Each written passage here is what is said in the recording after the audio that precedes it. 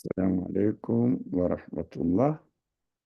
أعوذ بالله من الشيطان الرجيم. بسم الله الرحمن الرحيم.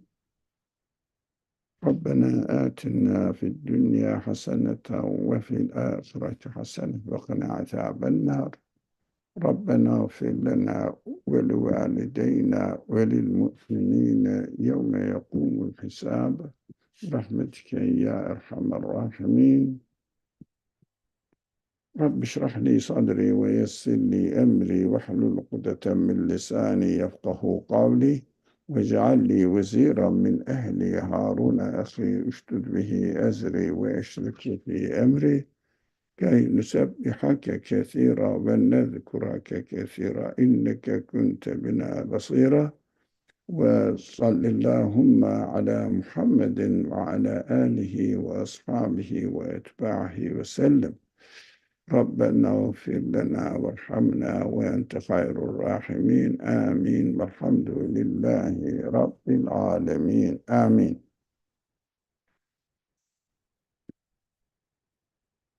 Inshallah, our friends, we are going to follow our study of Yasin, the 36th section of the Quran, and we studied up to verse 65. The previous verses were the description of the consequences of the life of unbelievers. So these people were denying the truth, turning their back to the truth, and God described their end as it described the life in hell.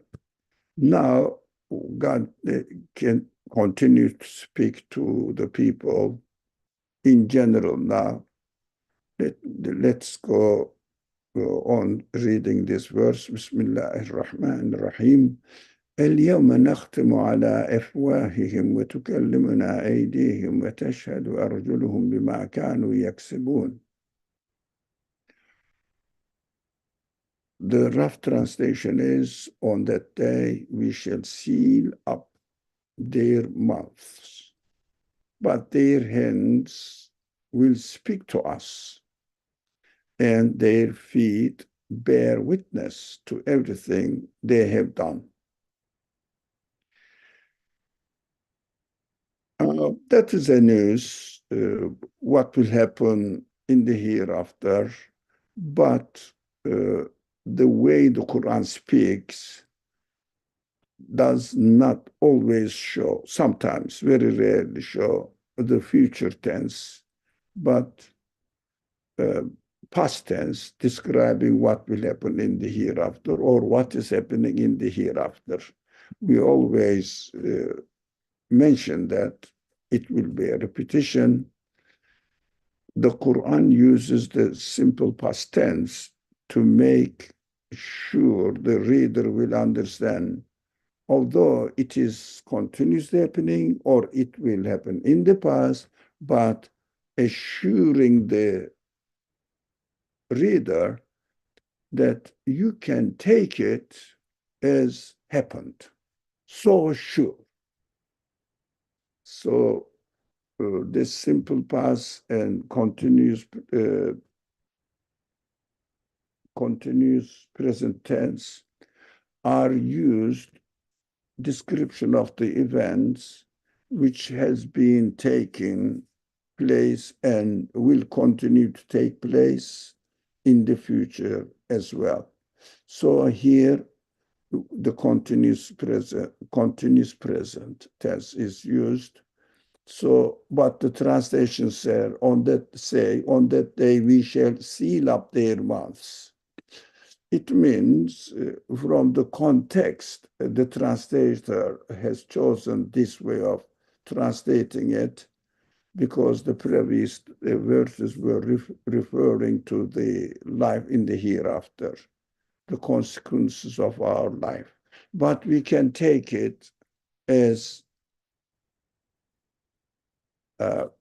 a news for us now. For example, if you look at me, you can understand that I am an old man. So it is as if the stamp is put on my existence and on my appearance. These are, or if you look at a child, you will see that he's a child. Even you can guess which kind of racial background he has and what age he is, and also some other descriptions we can get from the facial expressions. But this is not the only way to make our, uh, as it is described here, hands and feet and other verses that we are going to study uh, afterward, and our skin and they will speak to the creator what has happened to them. So what happened, how they used it. For example, still we can see very simple way of understanding it. If someone is not working with his hand, you see that there is no sign of labor in the hand. And if someone is working, that you see that with his labor, there are signs. But these are not the only way that we can understand this kind of language of the Quran or witnessing of the Quran. Because we have to understand that whether our hands and our feet really will speak. It means, how do we know? So I ask this question: why are we not allowed to defend ourselves so that we can make excuses? We know that.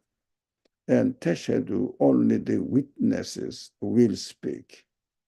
Now, tashhadu, only the witnesses will speak, not that we are going to defend ourselves. Because we always make excuses for our own mistakes.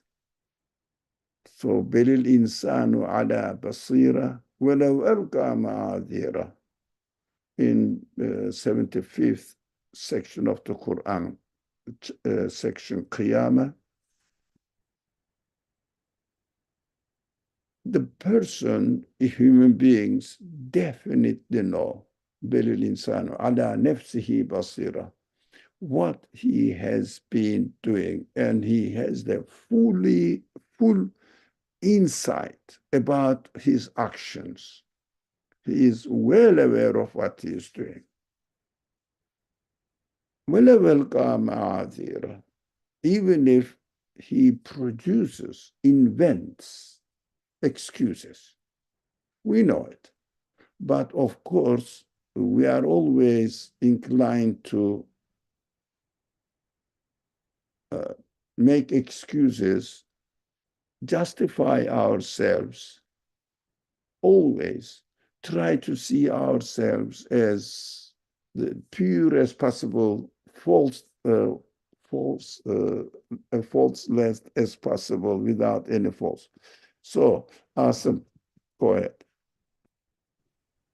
Assalamu alaikum. Sorry, I'm driving actually right now. So is this gonna be like in this world also, like the sealing of the mouth, like you were explaining in the beginning? I joined a little late. Well, am I explaining what? No. So you're saying that present and then continuous, basically, form Yeah. of the words, right? So this on that is the sealing. The human cannot speak like in a way. This excuses can no longer work. Now, yeah. Right now, I can make excuses in my physical life right now, but So, this is sorry, yeah, I thought you have finished. I'm done. Please. Yeah. Yeah, if you understood it. So we know now what we are doing and which kind of excuses we are producing or inventing for ourselves. But God says, I'm not going to take your excuses, but only witnesses will speak. Witnesses speak. So witness is that now we are going to study another verse, helping us understand this verse much better. So the witness in physical form, we may not notice the witness, but what is going on in the universe, everything is deliberately, knowingly created, and they continuously witness to something. So how about my being? But really, let's go into this. Can matter or body speak? That's my second question. Can matter or body speak? If yes, how? Now, I said, see next slide. So in other question is again, is it really true that our feet is recording where we are, where we go? Where is our body we had yesterday? Now, this is, before going to the next slide, this question is very interesting to me. Where is our body we had yesterday? Can we explain? Can anybody help me understand? Where is it? Our body we had yesterday. So we have to concentrate on this subject. My existence is given to me today. How? Different from yesterday. And it is continuously being changed. By whom? By the one who gave my existence. It is changing it. So let's see or think about an example. What we see in this world, if we follow a film, this classical film, in a reel, it turns, and each square, each slide, let's make it simple, each slide shows on the screen and changes another one, changes another one, changes another one. What happens? We have to realize that whatever I see now, in the example of the real, am I correct using the word? Now, it is the slide that I'm seeing, it is coming into existence as far as I observe it. But in fact, they all exist. It is easy to see it, but nowadays we use this digital form of recording. Still, in the digital form of recording, let's say we are hearing or watching a recording of a video. What happens? We can only experience momentarily what is recorded there. But in the source of this memory, in the memory, the whole thing is recorded. But what I can see only momentarily, that is what human capacity allows me to experience. So the universe is also coming into existence by the one who gave existence to the whole universe in space and time dimensions. how are we expected to understand this? It's not difficult. When we look at the existence, we understand that in order to be able to create one thing, let's take an example, that simple example I always give. One bird, this one, the source of existence of the bird, must know the living conditions of this world, must know what this bird needs to stay in existence. This is this kind of creation is taking place within a perfect, orderly existence. So the one who creates the universe must know the environment, and the environment is directly related to the rest of the creation. So if we understand, if we don't understand, there is no solution for these questions. But if we understand that the source of existence of anything in this world demonstrates, witnesses that its creator must have absolute qualities. It means he must be an absolute being. Although somebody is, for example, giving a lecture, now he has all the lecture in his mind from the beginning to the end.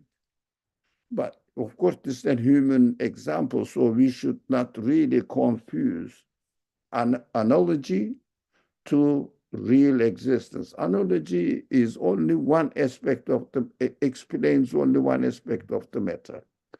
Now, he has, but as he speaks again from his mind, and I don't hear it anymore, but the knowledge remains in his mind. So if we understand that the universe witnesses, not altogether in its entirety, but also each being witnesses that its source of existence is infinite.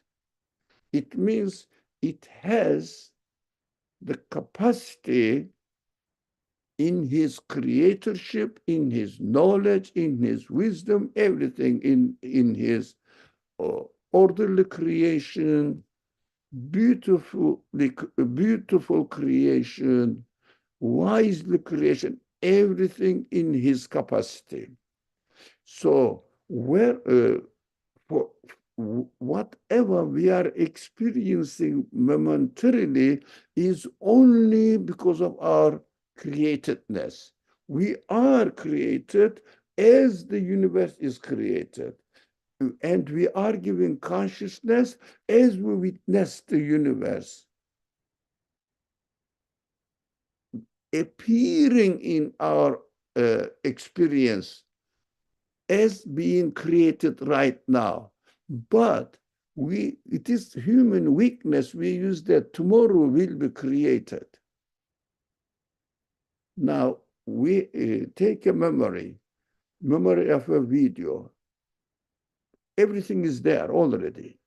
Wherever my life came from, and I am given existence, my yesterday existence is already with him. My tomorrow's existence is already within his capacity. Absolute includes everything at the same time. In the example of a memory, includes everything of the video at the same time, but I can see only momentarily. In the creation, as the universe I am experiencing is or demonstrates its existence to me, this is an important point that it attracts my attention a lot. I am given existence together with the universe. So as the universe I experience, we are given existence at the same time. But as far as my consciousness is concerned, I only experience the moment I am given existence in my experience, within my experience. As far as my creator is concerned, he is the creator of the universe. Not only it is space dimension, but also as we perceive it, time dimension. It means as far as our memory is concerned and imagination, the power of imagination is concerned, we remember and calculate, yesterday, last year, 10 years ago, and imagination also, expectations also, will continue tomorrow, the day after tomorrow. This kind of relationship happens, occurs, exists within our human memory. In reality, if the source of existence of the universe must be an absolute being, everything exists at the same time, and yesterday and tomorrow, today, this distinction is only my practical experience of the universe, does not represent the reality of existence. So I may try to make lots of excuses, but my live recordings are already with my creator. And this video recording, if you like, my recordings of life will be presented to me and they will speak what you have done. But this video of my life not only takes my apparent outward appearance, but as if it's X-rays or scans or MR, the techniques get into it, it gets into my feelings as well. Even my imaginations, nothing that I have been given the capacity to experience in my life, everything is full detail with no missing, as the Qur'an says. As the Qur'an says, everything is recorded. So the Qur'an there is a beautiful verse, if someone remembers all of it. What is the meaning is, what is happening to this book that everything is recorded in it? What was the original of it? Is beautiful that human beings will say it has missed nothing at all. Every detail is recorded. It is not a magical thing to imagine that. No, we are here. Everything is recorded. For example, memory is the witness. DNA records are the witness. So, our observations in the mind and the copying the things, the way the things are created are witnesses to the reality of nothing is coming from nothingness, nothing is going into nothingness. So existence is different from full existence, is different from what I experience in a very, very, very narrow slide.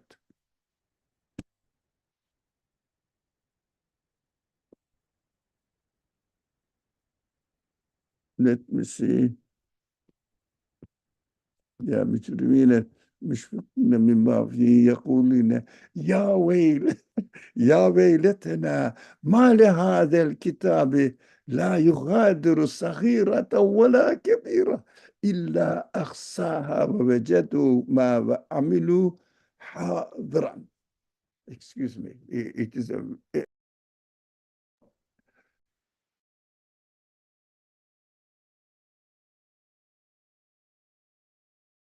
it's an amazing verse.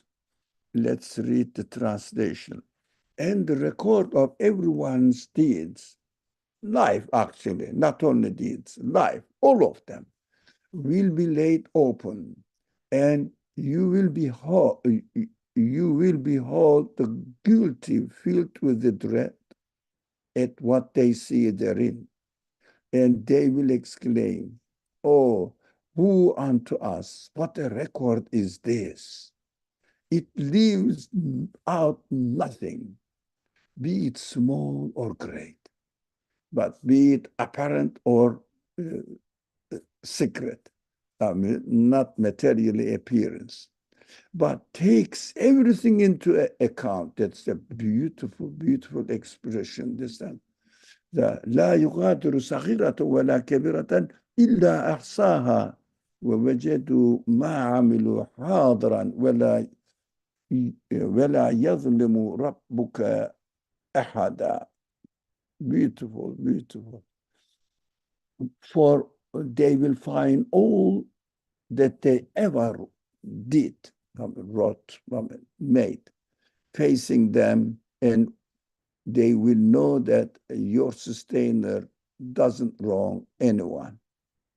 I don't like this classical language. So a simple way of saying it that we understand, inshallah. So that is how it is. We describe it in the Quran, but we have to remember, we have to bear in mind, if someone does not accept that, he needs to be created. And he is created within the context of the whole universe. And the whole universe needs to be given existence. If someone says the universe exists by itself, of course, this verse doesn't make any sense. But the Quran gives many examples and many demonstrates many witnesses in the creation of the universe that everything announces the absolute qualities of its creator. So we have to think whether the universe exists by itself or it needs to be given existence. We have to question this for ourselves. So, all right, if anybody wants to say anything, I will go. So where our body we had yesterday's already exist, next, tomorrow is our experience. I wouldn't say I will exist tomorrow. No, I am only experiencing what I am now seeing and experiencing. But in fact, my existence does not consist of this momentary existence now.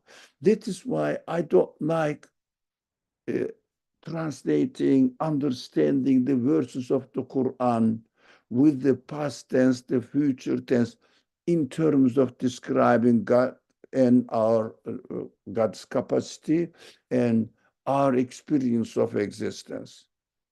But of course, narrating historical event also meaning-wise is present, but narrating from history. That is why we have to be flexible, but we have to understand as related to our life. For example, Moses said Pharaoh.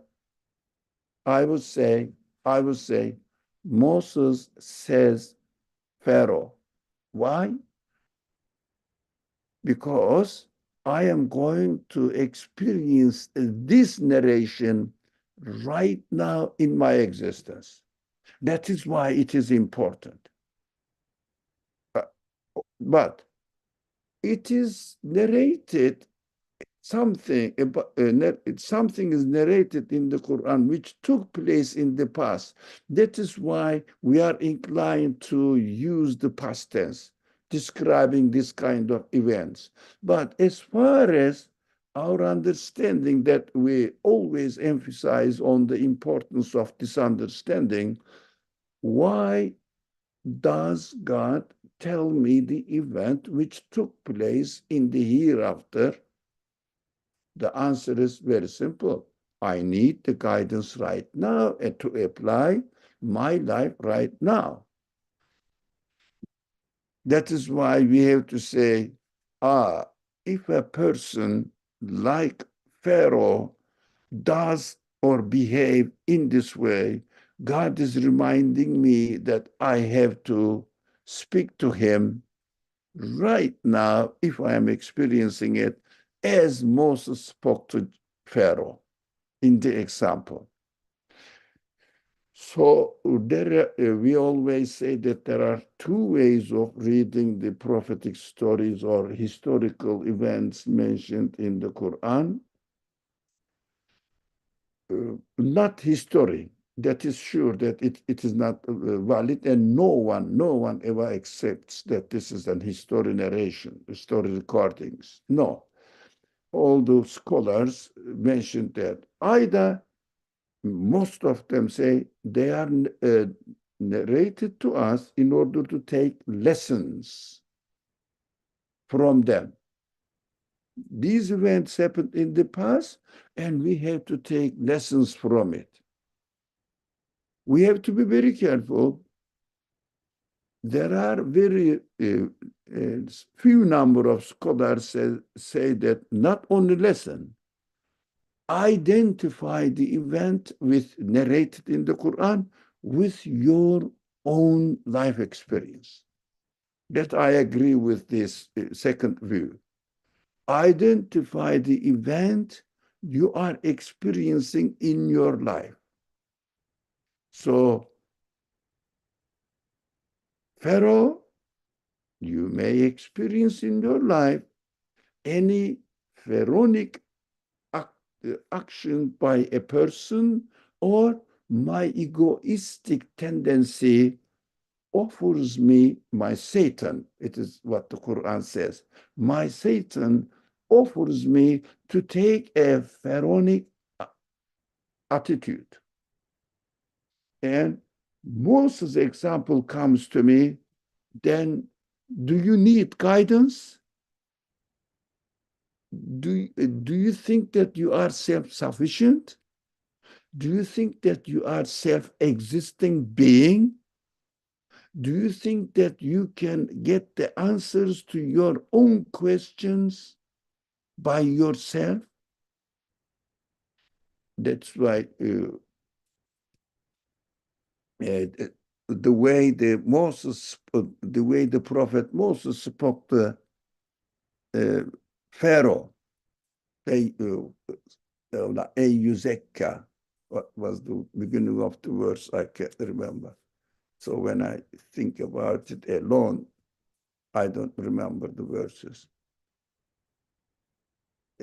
Anyways, thank you. We understood that the difference between taking lesson is outside example, specific case took place within the worst men in the world and the best men in the world.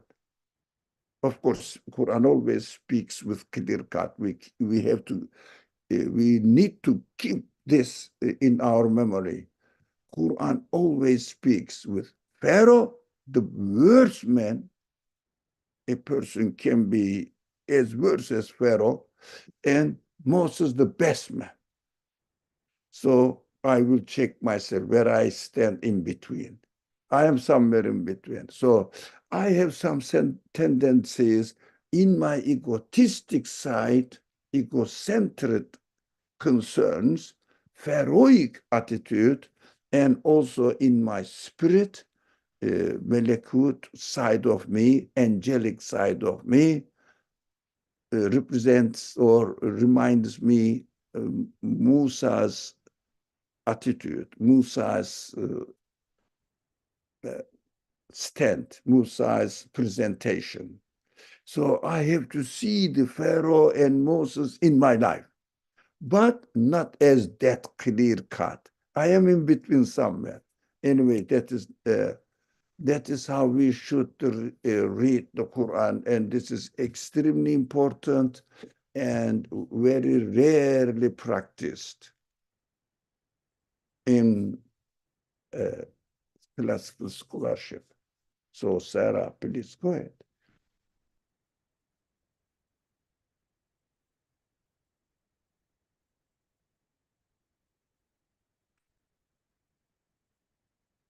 Okay, understood.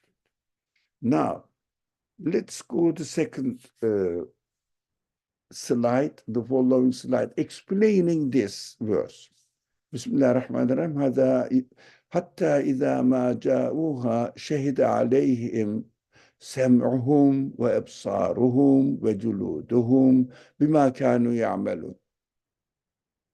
That is one verse. The other one, the following one is وقالوا لجلودهم لما شهدتم علينا قالوا أنطقنا الله الذي أنطق كل شيء وهو خلقكم أول مرة وإليه ترجعون. Now, when they reach it, in the hereafter, it is described there, but we have to take it generally.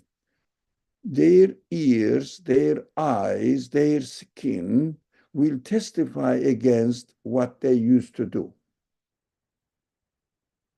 So the human being will say, they will say to their skins, why did you testify against us?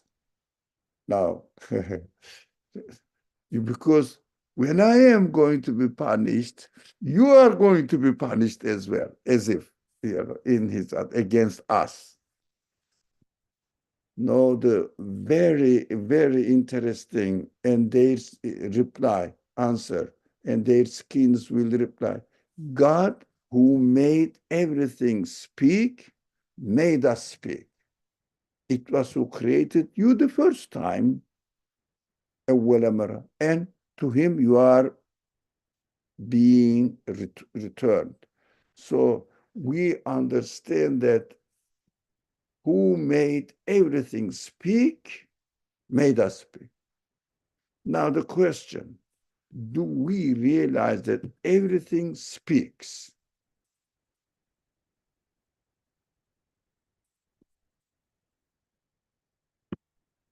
Is there anything who doesn't speak? Everything speaks. Birds speak according to their capacity. Now other animals speak according to their capacity. How about the vegetable? Do they speak? Do they tell us something according to their capacity? Everything in the universe convey a message and we communicate with them. We communicate with them. Of course, when we understand that antaka means conscious speak, meaningful speak, not meaningless sounds. No, meaningful speak.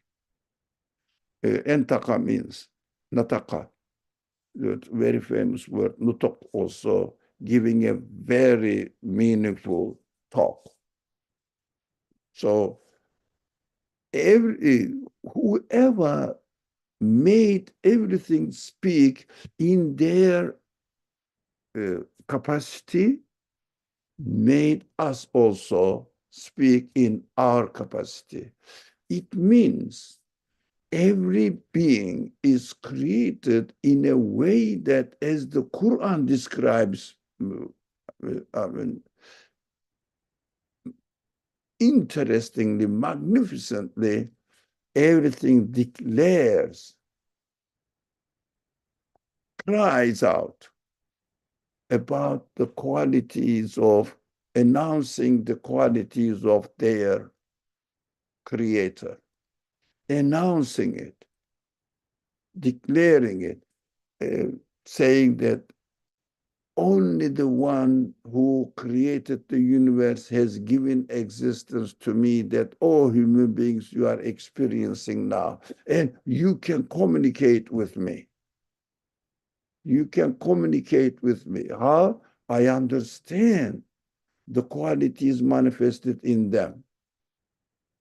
Now, if they were not conscious communicators, how can I communicate with them? Everything is always speaking within their capacity, and our consciousness is perceiving them. We are communicating with them. This is called, that we refer to this reality on many occasions, Melekut, angelic side of the creation, angelic aspect of the creation. Why we keep repeating this? Especially I love it, because the significance of the witnessing of the universe is not taken as seriously as it deserves to be taken by Qur'an scholars. They give reference, definitely. I mean, we should not reduce their value, but generally speaking, they concentrate on the grammatic and rhetoric quality of the sentences of the Quran, words of the Quran, which deserves to be taken seriously. We appreciate them, we benefit from them. But reading the Quran in connection with the universe is somehow remained somehow secondary, under the shadow of the miraculous construction of the language of the Quran. Existence of the Quran is also miraculous demonstration of its qualities of its creator, introducing its creator to human beings. It is also a miraculous creation. The Quran also is a miraculous speech, introducing the speaker to me and guiding me more than what the universe guides me, because universe only speaks silently and points to the reality, to the truth, but doesn't show it. But the Quran not only pointing to the reality, this absolute truth, it is called absolute truth. Not only showing it, but also explaining what is really expected for a human being to realize what the reality is. So, because of the capacity of the Quran is larger, wider than the capacity of the universe, as far as the assurance, answers to human questions are concerned, human needs are concerned, the scholars took the Quran seriously, studied seriously, so much so that they somehow, left the witnessing of the universe in a secondary position. So, was it a mistake? I don't think so. That time, people didn't need the witnessing of the universe in order to confirm the message of the Quran. In their age, people believed in God with no suspicion, no doubt, and since God exists, since I am created, since everything needs to be created, I understand that. So tell me how I should live my life. So in order to satisfy the needs of the people of their time, the scholars concentrated on what is needed most. So they left the witnessing of the universe in a secondary position. Now everything is changed.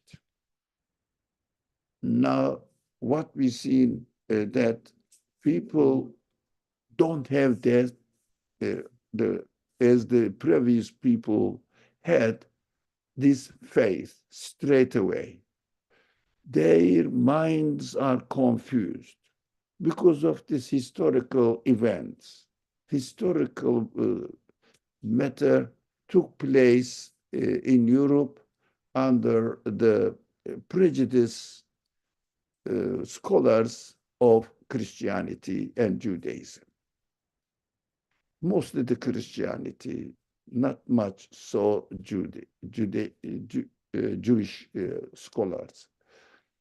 They insisted that the text of the Torah should be read literally. And literal reading of the message of God cannot make any way justice, cannot do any justice to the reality of the message.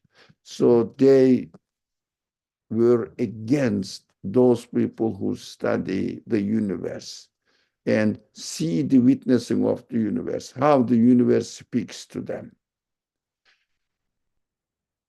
They did lots of horrible things against these people, and now, as it is called, scientific studies are completely divorced from studying the text and the Quran at the same time and coming to a conclusion. So the result was horrible. Those people who study the matter reduce it to its own existence and not seeing or hearing or reading the speech and what is written in their creation, they ignored it. And religion remained without the support of the universe, witnessing of the universe. So we have to bear in mind now that we have to read the universe and the Quran together. What we can see in the universe, Quran explains how it is happening and why it is happening. So giving assurance to human beings that what their humanity, human side, their spirit requires the eternal happiness, permanent happiness, and he gives the news and explains how it is true that the creator of human beings, the creator of these senses, and the creator of the universe is able to satisfy your needs, and he will definitely do that. There are examples given in the Quran demonstrated in the creation of the universe that how the universe is created also witnesses the truthfulness of this eternal happiness. Nothing is wasted, nothing is lost, nothing is forgotten. Impossible, because the universe needs an absolute creator. So here the Quran clearly states that everything is made speak by their creator.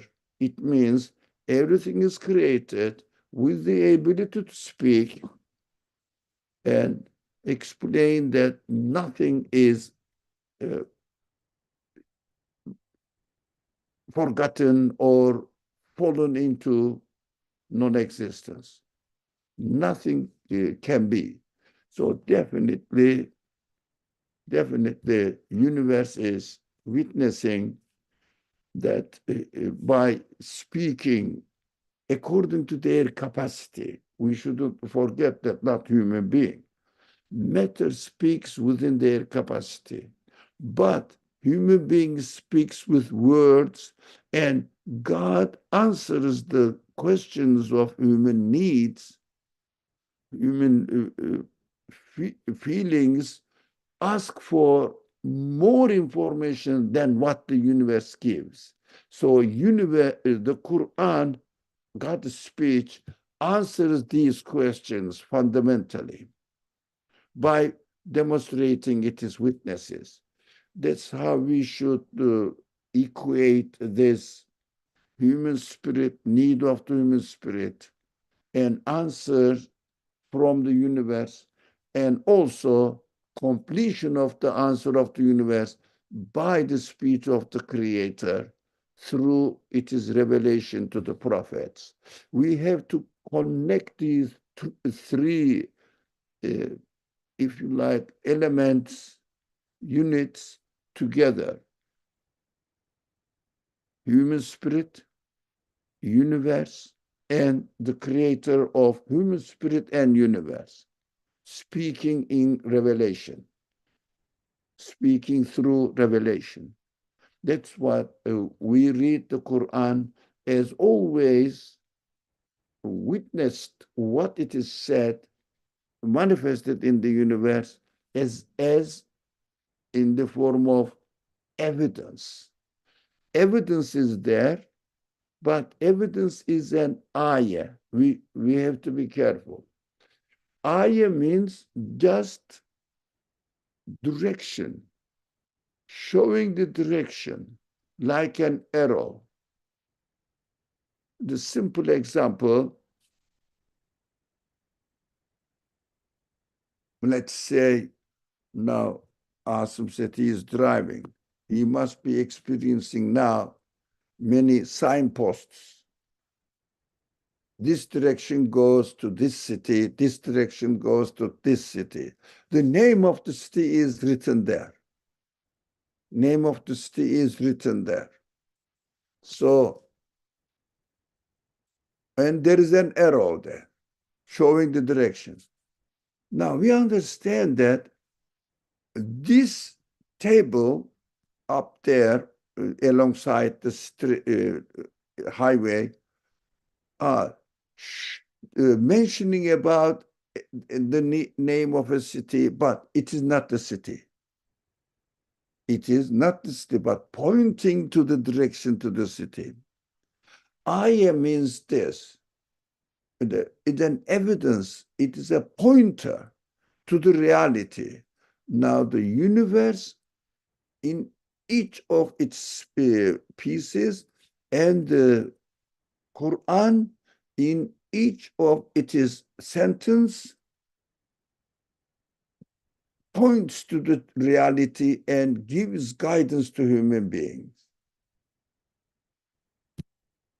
So inshallah, I don't know whether this subject is clear, that we understand that everything speaks, so they are preserved as they speak, recorded in God's power, God's knowledge, God's capacity. But we only experience a slice of it at every moment. That is how the universe's order has been established. Any question, any concern? We have almost out of time, but let's see what the following verse is about. Any concern? I think, now, that is another subject. Now, let's not really hurry because we have only 2 minutes left. If we start, we will not do justice to these verses. What do you think? Shall we stop? Yeah. Yeah. I think we should stop here. So, inshallah, I'll see you tomorrow in the same room again, and we will speak something about eclipse, inshallah, as it is mentioned in the Quran, significance of it, etc. Thank you. أعوذ بالله من الشيطان الرجيم. بسم الله الرحمن الرحيم. سبحانك لا علم لنا إلا ما علمتنا إنك أنت العليم الحكيم وآخر دعواهم أن الحمد لله رب العالمين بحرمة سر